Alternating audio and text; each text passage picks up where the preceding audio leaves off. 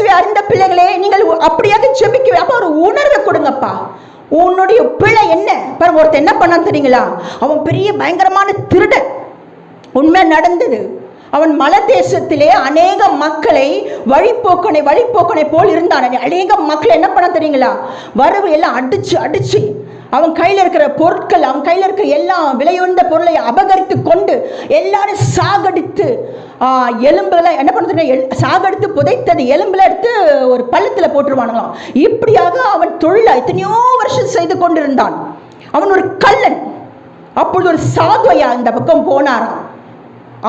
அவரை பார்த்து பாய்ந்து அவர்கிட்ட இருக்கிற ஏதாவது அகப்படுமா என்று அவரை தாக்கும் போது சொன்னார், மகனே என்னிடத்துல ஒன்றுமில்லைப்பா, என்னை விட்டு விட்டு சொன்னார். இல்லை நீ யார் அப்படின்னு சொல்லுமே, என்கிட்ட வேதம் தான்ப்பா இருக்கு. வேதமா? நீ யார் அப்படின்னு கேட்டாங்களாம். என்னப்பா அவகிட்ட ஒண்ணுமே இல்லை. அவன் ஒரு வாக்குவாதம் பண்ணானா. அவர் சொன்னார், ஏன்பா இந்த பாவம் பண்ண பாவம் சொல்லிட்டாராம். அந்த பாவம் தவறு என்பது அவனுக்கு தெரிஞ்சு, யோ என்ன போய் பாவம் சொல்றீங்களா?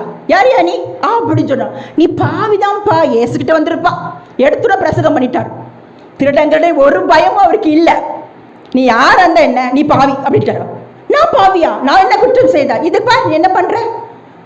உடனே அவன் சொன்ன, நான் எனக்காக பண்றேன், என் குடும்பத்துக்காக பண்றேன், என் பிள்ளைங்க.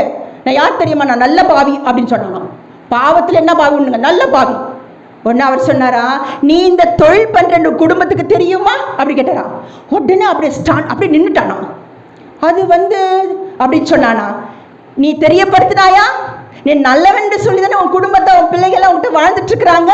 நீ மோசமானவன், நீ கொலைக்காரன், நீ பாவி, நீ குற்றம் உள்ளவன், நீ பிழை உள்ளவன், மறைவான குற்றங்களை செய்து கொண்டிருக்க என் குடும்பத்தில் போய் சொல்லிப்பாரு, உன்னை ஏற்றுக்கொள்வார்களா?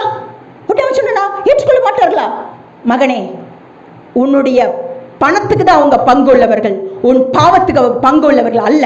உன்னை கைவிடப்பட்டவரா நீ நினைப்பாய் அப்படின்னு சொன்னாங்க. அவனுக்கு ஒன்று இல்லை, நான் போய் சொல்ல ஒன்று பண்ணு, நான் இங்கே நிற்கிறேன், நான் எங்கே ஓட மாட்டேன். நீ இப்போ உன் வீட்டுக்கிட்ட போய் அறிக்கைடு, நான் ஒரு பாவி என்று சொல், அவர்கள் உன்னை ஏற்றுக்கொள்கிறான் என்று பாரு என்று சொல்.